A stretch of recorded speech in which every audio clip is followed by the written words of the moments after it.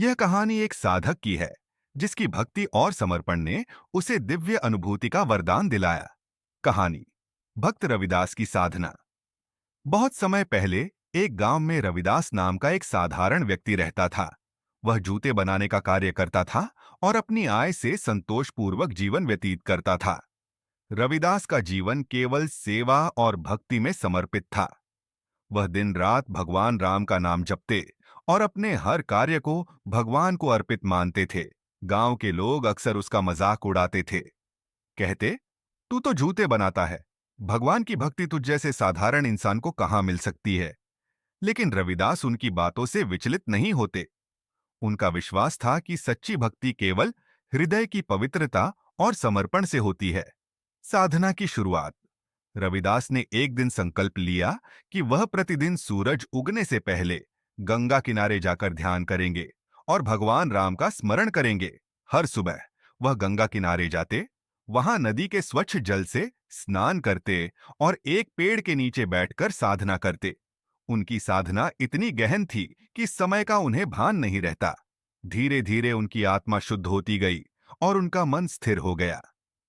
उनकी भक्ति की शक्ति ने गांव के लोगों का ध्यान आकर्षित किया।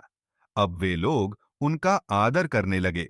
ईश्वर का आशीर्वाद। एक दिन भगवान राम उनके सामने प्रकट हुए। भगवान ने कहा, रविदास, तुम्हारी सच्ची भक्ति और साधना ने मुझे यहां आने पर विवश कर दिया। बताओ, तुम्हें क्या चाहिए? रविदास ने हाथ जोड़कर कहा, हे प्रभु, मुझे कुछ नहीं चाहिए। मेरा जीवन केवल आपकी सेवा और नाम स्मरण में ही धन्य है। कृपया मुझे ऐसा वरदान दें कि मैं हर प्राणी में आपका स्वरूप देख सकूं। भगवान राम मुस्कुराए और बोले, तुम्हारी यह विनम्रता और प्रेम अद्वितीय है। तुम्हें यह वरदान प्राप्त हो।